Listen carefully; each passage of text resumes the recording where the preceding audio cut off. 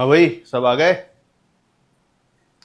राधे राधे, जय श्री कृष्णा। मैं हैरी रावल आप सभी का स्वागत और अभिनंदन करता हूं हमारे YouTube मंच इजी सक्सेस पर, जिसका एकमात्र उद्देश्य आपकी सफलता में सहयोगी बनना, आपकी सफलता को सरल बनाना। तो देखो, धातु अधातु क्या होते हैं एक ही बार में बता देता हूं, ठीक है। गारंटी है भूलोगे तो नहीं कभी, एक बार में देख लो।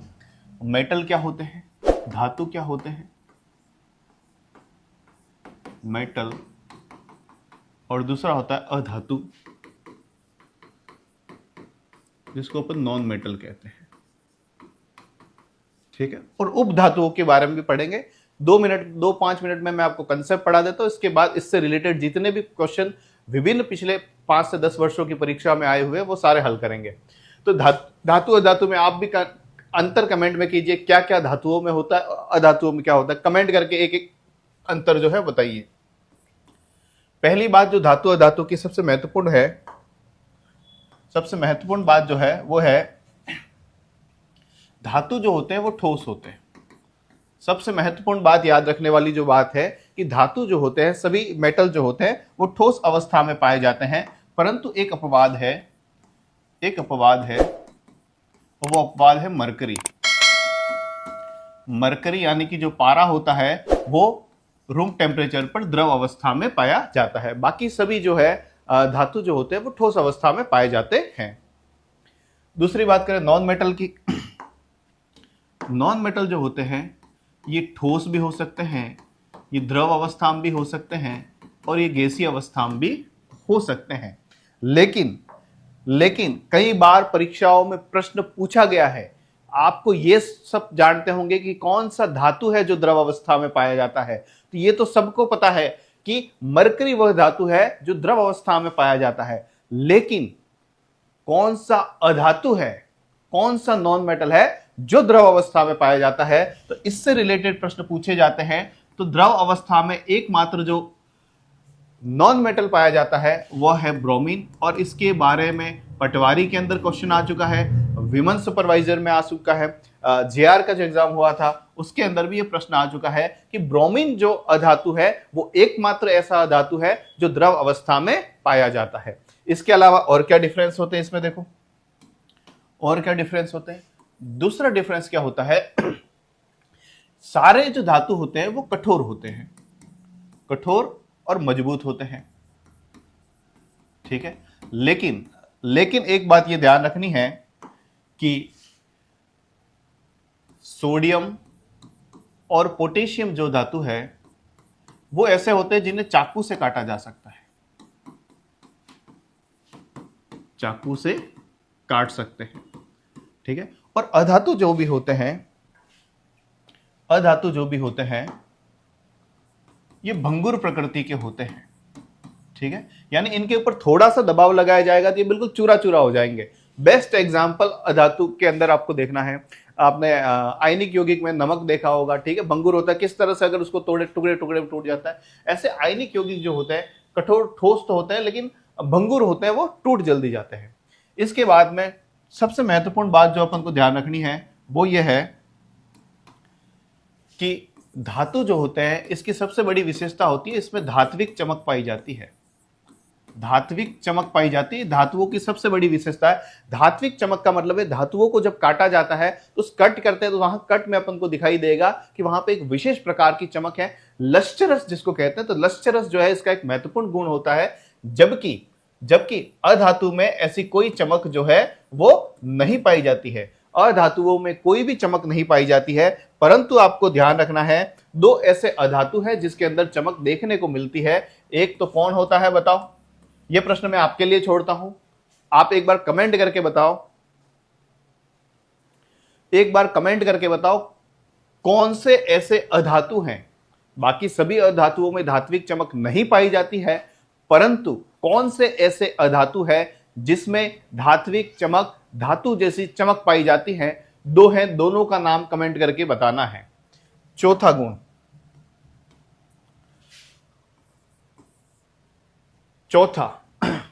सभी धातुएं जो होती हैं आघात वर्धनीय होती है। सभी धातुएं क्या होती है, आघात वर्धनीय होती है। आघात वर्धनीय होने का मतलब यह होता है उसको जब पीटा जाता है तो वो चद्दर में बदल जाती है। और चद्दर का मेरा मतलब वो नहीं था कि आप ओढ़कर सो जाओ। चद्दर का मतलब वो है, वो एक पतली शीट बन जाती है। आपने एल्यूमिनियम की शीट देखी होगी, आयरन की शीट देखी होगी, तो जितना भी धातुओं को पीटा जाएगा वो टूटेगी नहीं, वो एक पतली चद्दर के रूप में जमा हो जाती है। इस गुण को कहते हैं आघात वर्धनीयता। तो सभी धातु जो होते हैं वो आघात वर्धनीय होते हैं, जबकि अधातु जो होते हैं उसमें आघात वर्धनीय नहीं होते हैं, आघात वर्धनीय नहीं होते हैं।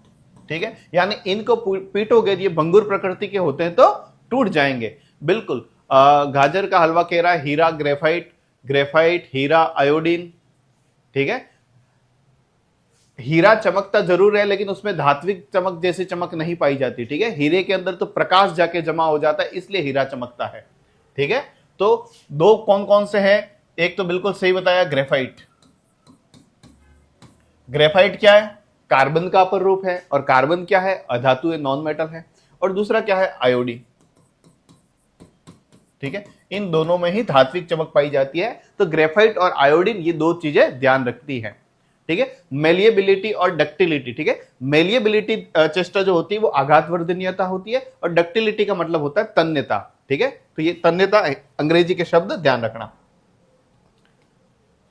अगला है, सभी धातु जो होते हैं, धातु जो होते हैं वो तन्य होते हैं। धातु क्या होते हैं? तन्य होते हैं। और ये जो होते हैं वो तन्य नहीं होते हैं। तन्यता क्या मतलब होता है? डक्टिलिटी का मतलब क्या होता है? धातुओं को जब खींचा जाता है गर्म करके तो वो लंबे होते जाते हैं, टूटते नहीं है। और जब लंबी कोई चीज हो जाती है तो उसको अपन तार कहते हैं। तो तन्यता के गुण के कारण ये किस में बदल जाएंगे? तन्यता के गुण के कारण इसमें किस में बदल जाएंगे? तार में बदल जाते हैं। ठीक है, और सर्वाधिक तन्य कौन सा पदार्थ होता है बताइए? कौन सा तत्व है जिसमें तन्यता, डक्टिलिटी का गुण सबसे ज्यादा होता है? कौन सा वो तत्व है या कौन सा वो धातु है जो सर्वाधिक तन्य होता है? कमेंट करके बताइए। ठीक है, और इसमें तो तन्यता का कोई गुण होता ही नहीं है। सर्वाधिक तन्य कौन है बताइए? तार में बदल जाते हैं। हाँ, लेकिन सर्वाधिक तन्य यानी किससे सबसे लंबा तार जो है वो बन सकता है, वो कमेंट करके बताइए। धातु जो होते हैं ध्वनिक होते हैं। ध्वनिक होते क्या होते हैं? ध्वनिक होते हैं। ध्वनिक का मतलब होता है सोनोरस। धातु क्या होते हैं? ध्वनिक होते हैं, सोनोरस होते हैं। सोनोरस का मतलब क्या होता है? सोनोरस का मतलब होता है कि घंटी बजती ना, टन दे के, आप जैसे हमारे वीडियो देखते हो वहां पे एक सब्सक्राइब के पास बेल आइकन होता है, बेल आइकन दबाता है, टन दे के आवाज आती है। तो जब भी धातुओं को धातु से टकराया जाता है तो टन दे के स्कूल की घंटी बजती है, टन टन टन टन टन। तो टन से ये जो लंबी आवाज आती है इसको कहते हैं ध्वनिक। सोनरस गुण कहलाता है। ये धातुओं में पाया जाता है। तो सभी धातुएं जो होती है वो सोनरस होती है, उसमें ध्वनिक गुण पाया जाता है। लेकिन अधातु जो होती है ये ध्वनिक जो है नहीं होती है। इसको टकराने पर ये जैसे अधातु है तो इसके ऊपर कोई आवाज नहीं आएगी। लेकिन ये धातु, जैसे बोतल है, ठीक है, ये बोतल जो है ये धातु की बनी हुई, इसके ऊपर मारेंगे तो आवाज आएगी। देखो, सुनाई दे रही है? ठीक है, और इसके ऊपर मारेंगे तो आवाज नहीं आ रही है। तो मेटल नॉन मेटल में सोनरस जो है एक प्रमुख गुण होता है। इसके बाद में देखो,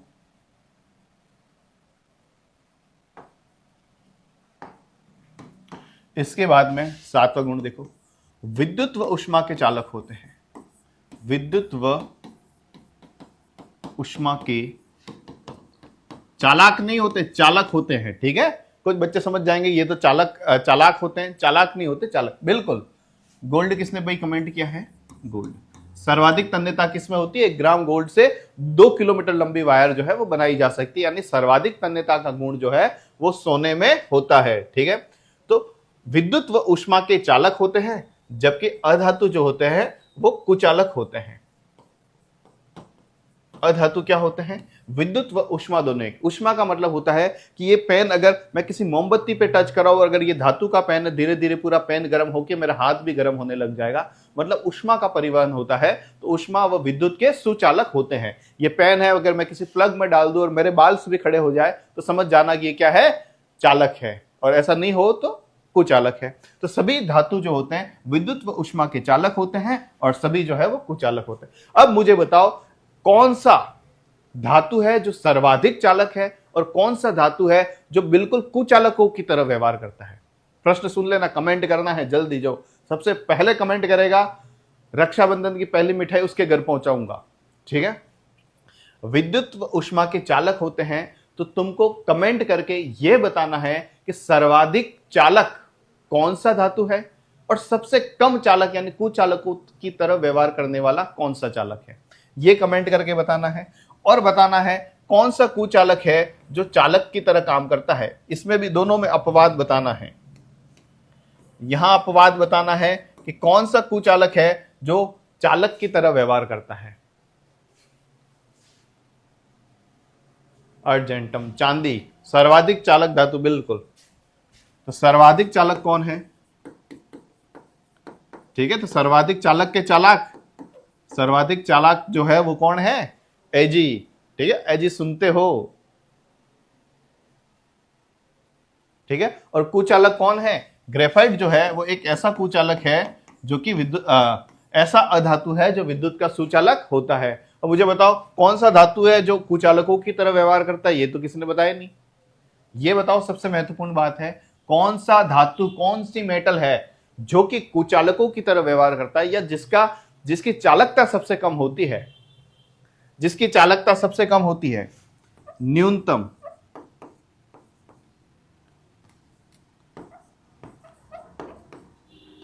इसको लिख दे सबसे कम चालकता, सबसे कम चालकता।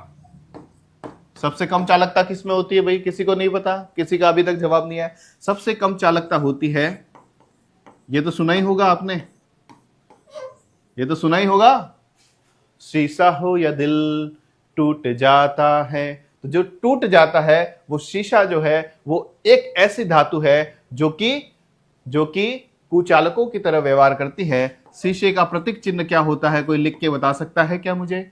शीशे का प्रतीक चिन्ह, और इसको बोलते हैं लेड। शीशे को ही क्या बोला जाता है? लेड कहा जाता है, ठीक है। और कुचालक जो होते हैं सभी अधातु, लेकिन ग्रेफाइट जो है वो धातुओं की तरह व्यवहार करता है।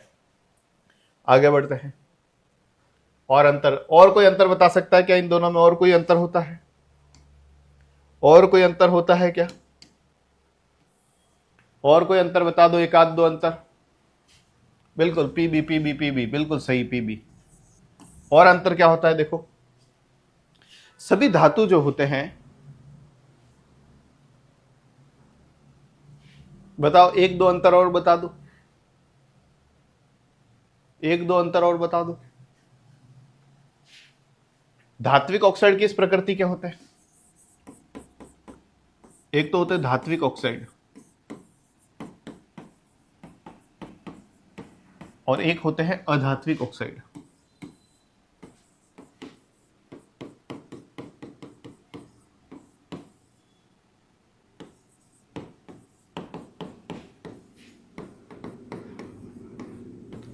धात्विक ऑक्साइड किस प्रकृति के होते हैं? अधात्विक ऑक्साइड किस प्रकृति के होते हैं?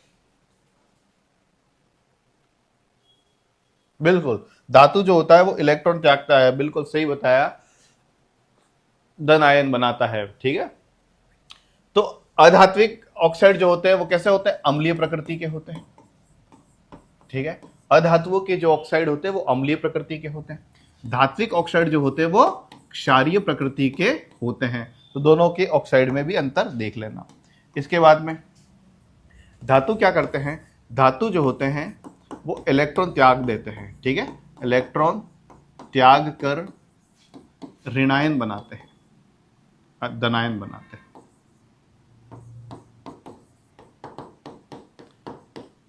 ठीक है। इलेक्ट्रॉन त्याग कर धनायन बनाते हैं, जैसे sodium plus, potassium plus, calcium plus plus, magnesium plus plus, ठीक है। यानी धातु जो होते हैं वो अपना एक इलेक्ट्रॉन या दो इलेक्ट्रॉन त्याग देते हैं अपना अष्टक पूरा करने के लिए। और ये जो अधातु होते हैं ये क्या करते हैं? और अंतर बताओ, एक दो अंतर और बताओ। अधातु क्या करते हैं? ये इलेक्ट्रॉन ग्रहण करते हैं, इलेक्ट्रॉन ग्रहण कर ऋणायन बनाते हैं, ऋणायन बनाते हैं। जैसे क्लोरीन माइनस हो गया, ठीक है, ब्रोमीन माइनस हो गया, ठीक है। इलेक्ट्रॉन त्याग कर बनाते हैं। अब उदाहरण बताते हैं, दोनों के 10-10 उदाहरण बताते हैं। धातुओं के 10 उदाहरण बताओ, अधातुओं के 10 उदाहरण कमेंट करके बताओ, ठीक है। तब तक अपन एक बार देख लेते हैं अपन ने कौन कौन से अंतर लिखे,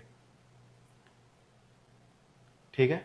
तो धातु में अपन ने देखा धातु ठोस होते हैं, अधातु ठोस द्रव गैस कोई भी हो सकते हैं, लेकिन मरकरी एक ऐसा धातु है जो कि कमरे के तापमान पर द्रव अवस्था में रहता है, जबकि ब्रोमीन एकमात्र ऐसा अधातु है जो कि द्रव अवस्था में पाया जाता है। ये कठोर और मजबूत होते हैं, परंतु सोडियम व पोटेशियम को चाकू से काटा जा सकता है। ये जो होते हैं ये भंगुर होते हैं, इन्हें तोड़ा जाए या थोड़ा सा दबाव लगाया जाए तो ये आसानी से टूट जाते हैं। फिर धातु जो होते हैं ये लश्चरस होते हैं, यानी इनमें धात्विक चमक जो है वो पाई जाती है, जबकि ये जो होते हैं अधातु इसमें चमक नहीं पाई जाती है, परंतु ग्रेफाइट और आयोडीन ऐसे अधातु है जिसमें चमक जो है वो देखने को मिलती है। सभी धातु जो होते हैं मेलिएबल होते हैं। मेलिएबल का मतलब होता है कि इनको जब पीटा जाता है तो पीट के ये चद्दर बना लेते हैं, फिर रात को ओढ़कर सो जाते हैं, जबकि अधातु जो होते हैं वो आघातवर्धनीय यानी कि मेलिएबल जो है वो नहीं होते हैं। सभी धातु जो होते हैं डक्टाइल होते हैं। धातुओं का एक विशेष गुण है तन्यता। इसका मतलब होता है कि धातुओं को जब खींचा जाता है तो वो टूटते नहीं है बल्कि तार में तब्दील हो जाते हैं, जबकि अधातु में ऐसा कोई तन्यता का गुण नहीं पाया जाता है। धातु जो होते हैं वो ध्वनिक होते हैं, वो सोनरस होते हैं, यानी कि उनके ऊपर जब चोट की जाएगी तो टन करके लंबी सी जो साउंड आएगी वाइब्रेशन के कारण, वो क्या कहलाती है, ध्वनिकता कहलाती है, सोनरस कहलाती है, जबकि अधातुओं में ऐसी कोई भी आवाज नहीं आती है। इसके पश्चात विद्युत व ऊष्मा के धातु जो होते हैं वो विद्युत व ऊष्मा के चालक होते हैं, जबकि कुचालक ये जो अधातु है वो कुचालक प्रकृति के होते हैं। लेकिन सर्वाधिक चालकता किसमें होती है, तो एजी कहते हैं ना महिला, अजी सुनते हो, तो अजी सुनते का मतलब होता है चांदी, ठीक है। तो और सबसे कम चालकता जो होता है वो किसकी होती है, शीशा की होती है। और शीशा आपको पता होगा, शीशा हो या दिल टूट जाता है, लेकिन याद रखना ये गाना लिखा उसको साइंस थोड़ी कम आ रही थी। शीशा टूटता नहीं है, शीशा मजबूत होता है। शीशा जो दर्पण को शीशा कहते हैं वो शीशा नहीं होता है, शीशा दूसरा होता है, ठीक है। जैसमन की जब पाल बनाई गई थी तो उसमें शीशा पिघला पिघला कर डाला गया था, ठीक है, उसकी मजबूती बनाने के लिए। तो शीशा हो या दिल टूट जाता है, शीशा नहीं टूटता है, ठीक है। इसके बाद में धात्विक ऑक्साइड जो होते हैं वो क्षारीय प्रकृति के होते हैं, जबकि अधात्विक ऑक्साइड जो है वो अम्लीय प्रकृति के होते हैं। धातु इलेक्ट्रॉन को त्याग कर ऋणायन बना सकते हैं, जबकि जो ये नॉन मेटल होते हैं ये इलेक्ट्रॉन को ग्रहण कर ऋणायन बनाते हैं, जबकि ये क्या करते हैं, धनायन बनाते हैं। और कोई अंतर बताना चाहेगा क्या?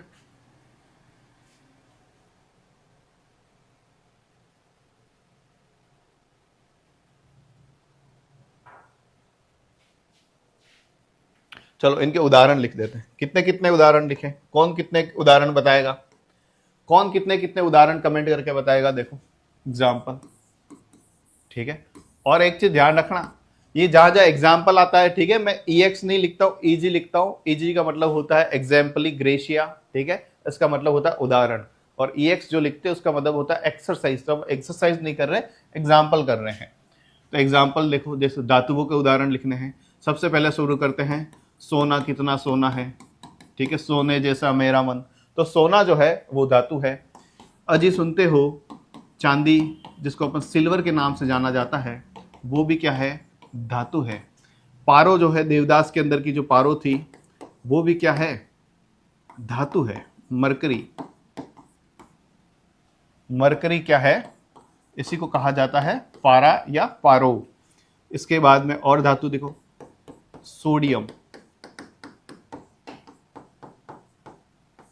इसके बाद में पोटेशियम,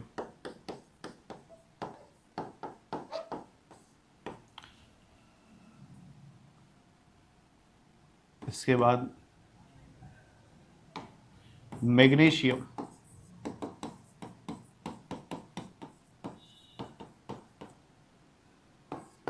आयरन, जिंक, जस्ता जिसको कहा जाता है, ठीक है, शीशा, ये सब क्या है, ये सारी धातुएं होती है, ठीक है। HgPbCu, हाँ Cu जो है कॉपर जो है वो क्या है, धातु। ये सारी क्या है, धातु है। अब अधातुओं को कमेंट करके बता दो कौन कौन सी जो है वो अधातुएं होती है। तो अधातुओं के अंदर अपन देखें तो ठीक है, इसके एग्जाम्पल देखते हैं। ठीक है, hydrogen, carbon, sulphur, oxygen, nitrogen, helium, iodine,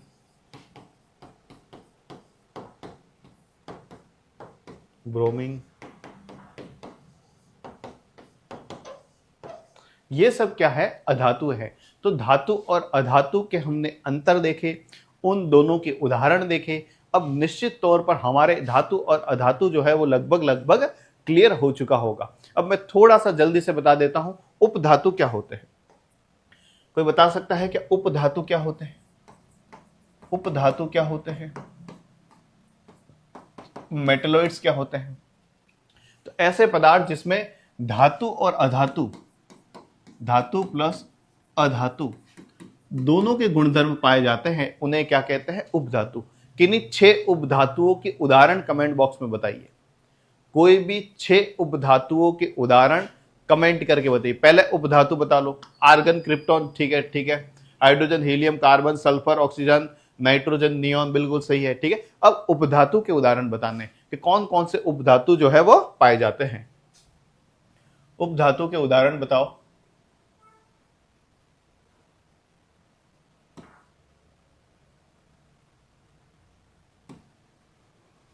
ठीक है, उपधातु के उदाहरण अपन देखते हैं। देखो, अब ये हमारे पास पीरियोडिक टेबल है। अब देखो इसमें धातु कौन से है, अधातु कौन से हैं। ये जो पीरियोडिक टेबल है, ठीक है, किसने बनाई थी? Father of periodic table, modern periodic table कौन है? हेनरी, ठीक है, मोजले। ठीक है, तो मोजले जो है, हेनरी मोजले जो है, इसका इस आवर्त सारणी को बनाया था। इसके जो 118 इसमें पूरे तत्व हैं, ठीक है, लेकिन इसमें देखोगे तो ये हाइड्रोजन जो है वो क्या है, अधातु है। हाइड्रोजन के अलावा इधर से देखोगे हीलियम है, इधर नियॉन है, Fe है, ऑक्सीजन है, नाइट्रोजन है, कार्बन है, फास्फोरस है, सल्फर है, क्लोरीन है, आर्गन है, क्रिप्टॉन है, ब्रोमीन है, जिनॉन है, आयोडीन है, एस्टेटिन है, रेनॉन। ये सारे क्या है, इस आवर्त सारणी के इस तरफ के जो दिखाएंगे यहां कार्बन से लगा करके, ये सारे क्या है, ये है अधातु। ये सब के सब इतने सारे जो भारी मात्रा में दिख रहे हैं, ये सब के सब क्या है, धातु है। हाइड्रोजन को छोड़ के इधर वाले जो है सब के सब क्या है, धातु। ये सभी मेटल के एग्जांपल है, जबकि हाइड्रोजन और यहां से कार्बन से लगाकर अपन शुरू करें तो ये सारे नॉन मेटल के उदाहरण हैं। ठीक है, अब बात करते हैं फिर उपधातु कौन कौन है। तो जैसे गैलियम और जर्मेनियम बताया, तो ये बोरॉन जो है, बोरॉन क्या है, उपधातु है। सिलिकॉन क्या है, उपधातु है। जर्मेनियम क्या है, उपधातु है। आर्सेनिक क्या है, उपधातु है। एंटीमनी क्या है, उपधातु है। टेल्यूरियम क्या है, उपधातु है। पोलेनियम क्या है, उपधातु है। तो कौन कौन से उपधातु हो गए, कमेंट बॉक्स में बताओ। पहला उपधातु कौन हो गया, बोरॉन। तो इसको एक जिगजैग लाइन के द्वारा दर्शाया जाता है। यहाँ एक इस प्रकार की लाइन खींची हुई होती है जिसको अपन बोलते हैं जिगजैग लाइन। ठीक है, तो ये जिगजैग लाइन जो होती है वो अलग करती है धातु को अधातुओं से। ठीक है, तो अधातु उपधातु कौन से हो गए, बोरॉन हो गया, सिलिकॉन हो गया, जर्मेनियम हो गया, आर्सेनिक हो गया। ठीक है, इसके बाद में टेल्यूरियम हो गया, पोलेनियम हो गया, एंटीमनी हो गया। ये जो है वो उपधातु के उदाहरण हैं।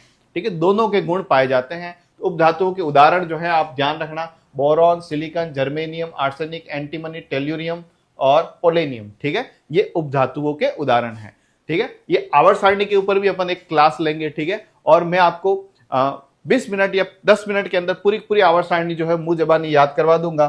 पूरा जो ये है लेंथेनाइड, एक्टिनाइड और पूरी आवर्त सारणी जो है अपन एक दिन क्लास लेंगे। कब लेंगे, कल परसों, जब भी अगर छुट्टी के दिन क्लास ले लेंगे। तो ठीक है, ये उपधातु के अपन ने उदाहरण देख लिए। ठीक है, अब बात करते हैं, हाँ बिल्कुल, boron, silicon, arsenic, germanium, tellurium और पोलेनियम जो है वो उपधातु है। अब जो है अपन क्वेश्चन के ऊपर आ जाते हैं। ठीक है, क्वेश्चन